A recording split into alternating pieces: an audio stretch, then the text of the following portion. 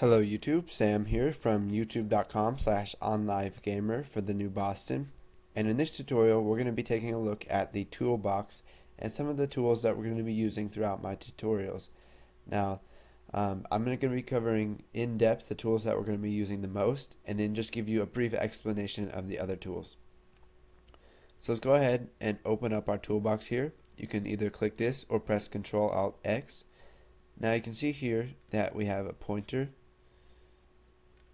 Now you won't have to use a pointer very often, it's pretty much just a mouse that you can move over your form, and you can already do that by default.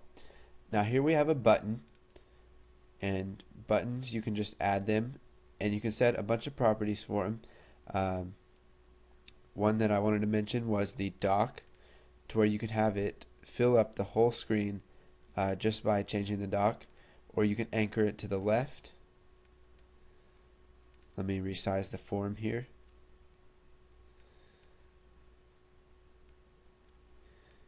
You can have it anchored to the left, or you can have it anchored to the right, or to the top, or to the bottom, anywhere you'd like.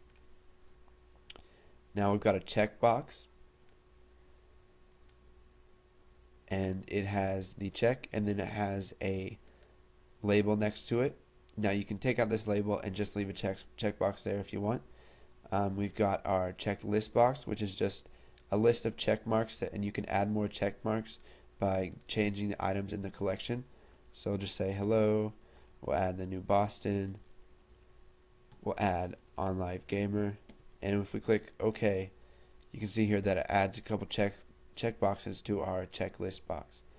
Let's go ahead and delete that, and we will delete the checkbox there. We've got a combo box, which allows you to arrow down and select from a certain number of items. Now this is useful if you want to put a text box, but you want to only let them use certain things. You would use a combo box. So let's say you're making a temperature converter. You can have it select the type of temperature it is. So instead of having them type it in themselves, you can just have them select from a combo box. We've got a date time picker, which can be used to, let's say you're making a calendar, you want to get the date and time that they set something, you can go ahead and do that. You got label, which is just a text label here, and all it does is just sit there. It doesn't move, it doesn't do anything, it just displays text on the form. Now we have link label, which can link the user to a website or something else. We have a list box, which is very useful. We're going to be using it a lot in my tutorials.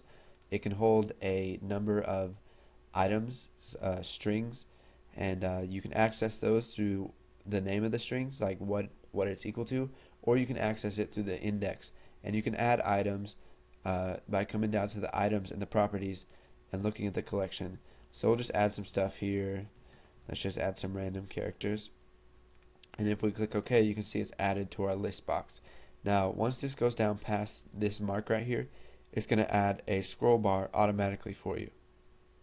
Now let's go ahead and delete this list box right here, and we'll come down to a list view, which is similar to a list box, but you can have it separated into multiple parts, and you'll be learning more about that when we create the favorites viewer. We have mask text box, we have a month calendar, we have a notify icon, which is an icon down in your system tray that can show balloon tips to people if something happens in your application. You've got your numeric up down to where you can select numbers.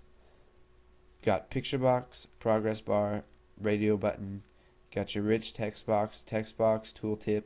So a tooltip is not, you cannot see it on your form, but you can set a tooltip and connect it to something. So let's say we have tooltip 1, we want to connect it to say hello. So whenever the user mouses over say hello for a set amount of time, a little tip will pop up and it'll tell them what that button does. We've got tree view, we've got a web browser, and then you've got a bunch of other stuff down here that we will use later on in other tutorials. We won't use all of it, but you can go ahead and play with some of them if you want to see what they do. We are going to be using a timer, which also, like the tooltip, is not shown on your form, but it's very useful, and we will be using it later on in other tutorials. So you can go ahead and take a look at all the things that you have inside of your toolbox. If you don't understand what some of them are, then go ahead and leave a comment, or you can go ahead and look those up on Google if you want.